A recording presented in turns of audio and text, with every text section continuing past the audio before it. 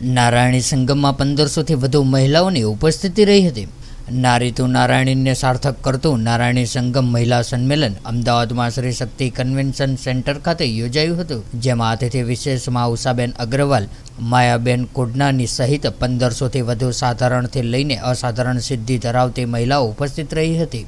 અમદાવાદમાં પશ્ચિમ શ્રી હેડગેવાર જન્મ શતાબ્દી સેવા સમિતિ આયોજિત નારાયણી સંગમ કાર્યક્રમનું આયોજન કરવામાં આવ્યું હતું, જેમાં 1500થી વધુ સાધારણથી લઈને અસાધારણ સિદ્ધિ ધરાવતી મહિલાઓ હાજર રહી હતી. મુખ્ય અતિથિના રૂપે વિશેષ રૂપે પુનરુત્થાન ઉત્થાન વિદ્યાપીઠના કુલપતિ ઇન્દુમતીબેન કાટદરે અને અખિલ ભારતીય માર્ગદર્શક ગીતાબેન ગુંડેની ઉપસ્થિતિમાં સ્વાગત કાર્યક્રમ અંતર્ગત ડાન્સ ગુરુ સ્મિતા શાસ્ત્રીની વિદ્યાર્થીનીઓ દ્વારા ગણેશ વંદના અને શક્તિની આરાધના કરવામાં આવી હતી. ત્યારબાદ પતંગ ક્વીન તરીકે ઓળખાતા ભાવનાબેન મહેતા મૂકબધિર હોવા છતાંય અનેક કાર્યોની સેવા કાર્યો કરતા એવા ડૉક્ટર રચનાબેન અને વોટર સ્પોર્ટમાં અનેક મેડલ પ્રાપ્ત કરીને દેશનું નામ રોશન કરતા પલક સોંદરવાને સન્માનિત કરવામાં આવ્યા હતા. શ્રી શક્તિ કન્વેન્શન સેન્ટરના અધ્યક્ષ ઉષાબેન અગ્રવાલ, સ્ત્રી રોગ નિષ્ણાત અને ભારતીય સિંધુ સભાના રાષ્ટ્રીય ઉપાધ્યક્ષ માયાબેન કોડનાની અને અખિલ ભારતીય મહિલા પ્રમુખ ઊંઝા ઉમિયા માતાજી સંસ્થાન જાગૃતિબેન પટેલ, સ્ત્રી ચેતનાના અધ્યક્ષ શૈલજાતાઈની પ્રરક હાજરીમાં ભારતીય ચિંતનમાં મહિલાઓ અને ભારતના વિકાસમાં મહિલાઓની ભૂમિકાની સાથે સાથે ગુજરાતની મહિલાઓના પ્રશ્નો, સમસ્યા અને કરણીય કાર્ય જેવા વિવિધ વિષયો ઉપર ચિંતન, વિચાર અને વિમર્શ કરવામાં આવ્યું હતું. ઇન્દુમતી તાઈએ આજના સમયે બાળ ઉછેરમાં મહિલાઓનું ઘટતા યોગદાન અંગે ચિંતા વ્યક્ત કરી હતી. સમાપન સત્ર માયાબેન કોડનાનીએ મહિલાઓના સ્વાસ્થ્ય સંબંધિત પ્રશ્નોનું નિરાકરણ કેવી રીતે લાવવું તે અંગે પણ માહિતગાર કર્યા હતા. के लिए सौभाग्य का दिन है कि नारायणी नारी संगमમાં અમને બધાને અહીંયા આવવાનું અવસર મળ્યું અને આટલી મોટી સંખ્યામાં બહેનોને જોઈને પણ અમને એમ લાગે છે કે નારી શક્તિ ખરેખર અનુકરણીય છે અને નારી શક્તિ માટેના કોઈ શબ્દો નથી. અને હું પણ પોતે માં અંબાની એક દીકરી છું, એટલે મને ખબર છે કે શક્તિ એટલે નારી, નારી એટલે શક્તિ. અને આજનો આ દિવસ ખરેખર ઘણું બધું અમને ઇન્દુબેનથી બધાથી સાંભળવામાં મળ્યું. અને આ બધી વસ્તુ જોઈએ તો નારી કોઈ પણ દિવસે અબલા નથી, એ સબલા જ છે. અને નારીને એમની બરાબરી કરવાનું છે. જેમ કે ઇન્દુબેને કહ્યું, આ મને બહુ ગમ્યું કે નારીને કેમ પુરુષની જેમ બનવાનું છે. નારી પોતે જ એમની જાતે જ એક તાકાત છે, એક શક્તિ છે. એટલે એમને કોઈની સરખામણીમાં કંઈ કરવાની કોઈ જરૂરત જ નથી. એટલે નારી શક્તિ ભારતની પણ આખી રીઢની હડ્ડી જે છે ને નારી શક્તિ છે.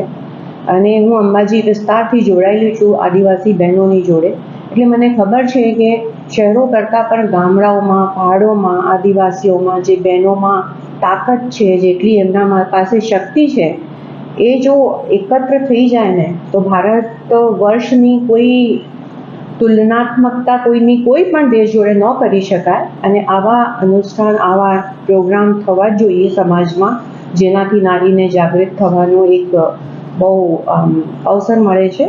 અને મારી ખૂબ ખૂબ શુભેચ્છાઓ છે આ સંસ્થા અને આજે પ્રોગ્રામ થયો એના માટે, અને અમારો સહયોગ. અને અમે અમારું પણ સૌભાગ્ય છે કે અમને અહીંયા સંમિલિત થવાનો અવસર મળ્યો. ધન્યવાદ. Thank you. મારું નામ પલકસિંહ સોનરવા છે. મેં ઇન્ટરનેશનલ લેવલ પર વોટર સ્પોર્ટ્સમાં મેડલ્સ મેળવેલા છે. અને આ કાર્યક્રમમાં આ લોકોએ મને સન્માનિત કરી એના માટે હું નારાયણી સંગમનો આભાર માનું છું. જી મેડમ, શું કહેશો? મને બી આજે આ એક સરસ ગૌરવ પ્રાપ્ત થયું છે. હું ભારતની પહેલી મહિલા પતંગબાજ છું અને ઇન્ટરનેશનલ નેશનલ લેવલ પર હું કાર્યક્રમ કરી રહી છું. અને પતંગ માટે બાળકોને તેમજ બીજા વિવિધ બહેનોને બી તૈયાર કરું છું. અને આ સાથે મારે NGOનું પણ એમાં કામ કરીએ છીએ અમે લોકો.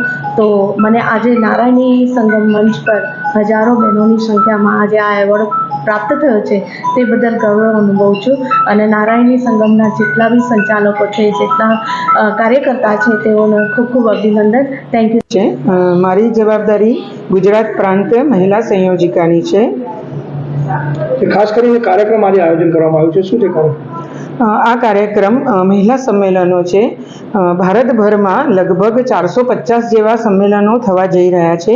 કેટલાક થયા છે અને એના અંતર્ગત ગુજરાતમાં 11 થવાના છે અને એમાંથી કર્ણાવતી મહાનગરનું આ એક સંમેલન છે. ખાસ કરીને કેટલી બહેનો ઉપસ્થિત રહી છે અને શું કાર્યક્રમનો એજન્ડા છે?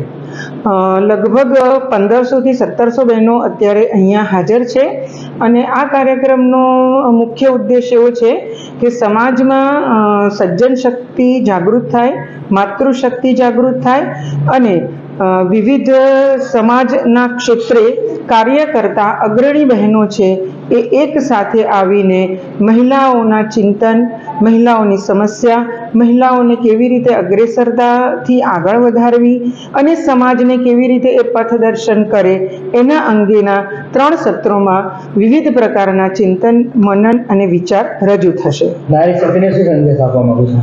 નારી શક્તિને ખાસ આ કાર્યક્રમ દ્વારા એવો સંદેશ આપવા માંગીએ છીએ કે સમાજ એ સ્ત્રી રથની સારથી છે.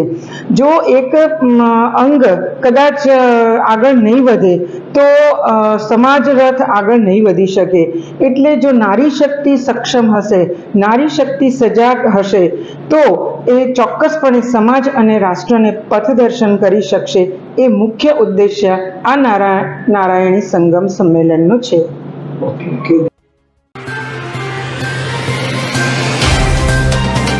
तो व्हाट्सएप, ट्विटर, फेसबुक, इंस्टा जहाँ भी आपका अकाउंट है, इसे शेयर बटन के द्वारा वहाँ पर शेयर करें